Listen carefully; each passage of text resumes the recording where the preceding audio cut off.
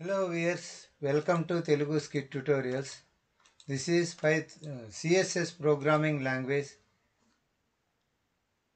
class 45 display properties. This is display properties. See here, class 45. This is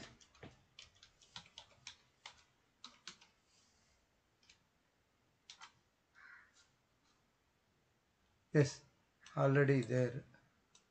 Class properties. CSS layout.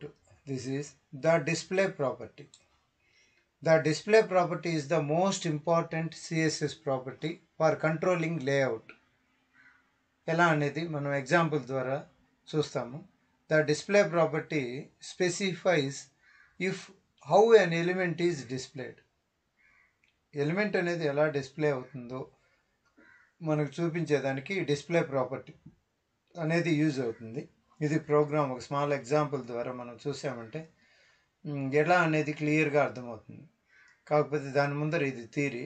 Every HTML element has a default display value depending on what type of element it is. The default display value for most elements is block or inline, block level elements. A block level element always starts on a new line and takes up the full width available, stretch out to the left to right. Block level element అంటే మొత్తం టోటల్గా for example ఇక్కడ నుండి last వరకు occupy చేసి stretch అవుతుంది పూర్తిగా left నుండి రైట్ వరకు as far as it can, ఎంత దూరం అవుతే అంత దూరం. దాన్ని బ్లాక్ లెవెల్ ఎలిమెంట్స్ అంటారు. The div element is a block level element. Examples of the block level elements మనం ఇంతకుముందు క్లాస్లో చూసాం. దాని అవుట్పుట్ చూస్తే మొత్తం పూర్తి లైన్ అంతా ఆక్యుపై చేస్తుంది ఏంది డివ్ ఎలిమెంట్. H1 H6 కూడా H1 నుండి H2 H3 H4 H5 H6 all heading are block level elements. Paragraph, form, header, section ఇవంతా బ్లాక్ లెవెల్ ఎలిమెంట్స్. ఇంకా ఇన్లైన్ ఎలిమెంట్స్కి వస్తే inline elements an inline element does not start on a new line and only takes up as much width as necessary. ఎంత అవసరం అవుతుందో అంతవరకు. దానికి example మనం స్పాన్ ట్యాగ్ ఆల్రెడీ చూసాం. స్పాన్లో మనం చూస్తే కన్నా అది ఎంత కావాలనో అంతే తీసుకుంటుంది. దానికోసమని మనము చూసామంటే ప్రోగ్రామ్స్ ఇంకా డెస్క్టాప్ మీద స్పాన్ సిఎస్ఎస్ అని ఉంటుంది. ఈ సిఎస్ఎస్ ప్రోగ్రామ్స్లోకి వెళ్ళి మనం స్పాన్ ట్యాగ్ చూసామనుకోండి, స్పాన్ అని ఉంటుంది వీటిల్లో.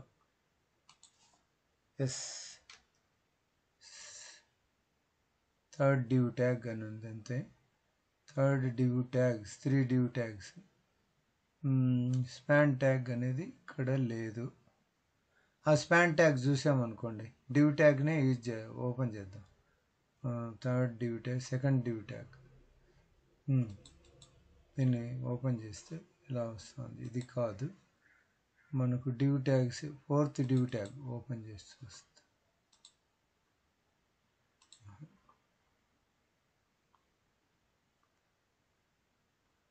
నెక్స్ట్ టేబుల్ కాదు. So CSS programs first div tag, span tag దీంట్లో లేదు, వేరే చోట ఉంది. సరే, తర్వాత నెక్స్ట్ క్లాస్లో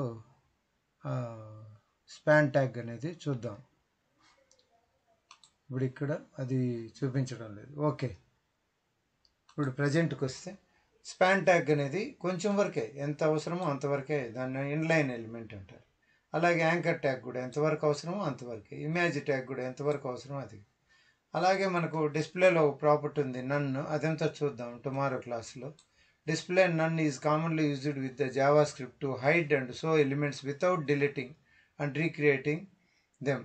అంటే డిలీట్ చేయకుండా మళ్ళీ తిరిగి క్రియేట్ చేయకుండా మనం వాడుకునే దానికి మనకేముంది, డిస్ప్లే నన్ అనే ప్రాపర్టీ ఉంది.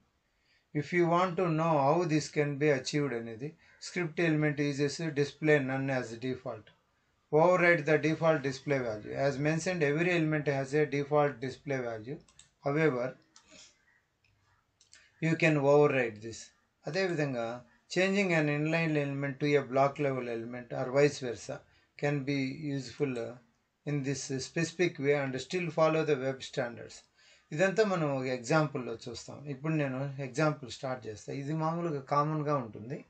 తర్వాత వచ్చే ఎగ్జాంపుల్స్ మాత్రం మనకు క్లియర్గా చెప్తాయి. సో ఎగ్జాంపుల్ చూస్తాం. ఇప్పుడు దీనికోసం మనం ఒక నోట్ ప్యాడ్ ఓపెన్ చేస్తాం. నోట్ ప్యాడ్లో ప్రజెంట్ ప్రోగ్రామ్ ఏంటంటే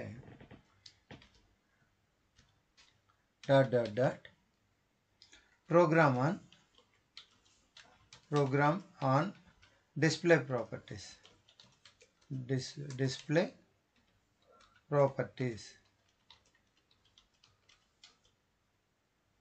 ఆన్ unordered list close. ఇది ప్రోగ్రామ్. ఇప్పుడు స్టార్ట్ చేస్తాం. HTML క్లోజ్, అలాగే హెడ్ క్లోజ్. హెడ్లో టైటిల్ ఉంటుంది. Title TITLE title. ఈ టైటిల్లో మనం ఏం పెట్టుకుంటాం, డిస్ప్లే ప్రాపర్టీస్ ఈ కాన్సెప్ట్ పేరు పెట్టుకుంటాం, డిస్ప్లే ప్రాపర్టీస్ అని. ప్రాపర్టీస్ అని. ఓకే, టైటిల్ క్లోజ్ చేసేస్తాం.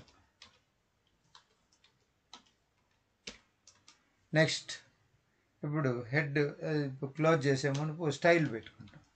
ఇది CSSL కాబట్టి style type is equals to double quotes. ఏంటిది, టెక్స్ట్ /CSS టెక్స్ట్ క్లోజ్. దీనికి ఇది క్లోజ్. ఇక్కడికి వచ్చి డబల్ కోట్స్ పర్లేదు, దాన్ని రెడీ చేస్తాం. Double quotes and enter. Style అయిపోయిన తర్వాత ఇప్పుడు స్టైల్ క్లోజ్ చేస్తాం. Style close. అలాగే హెడ్ క్లోజ్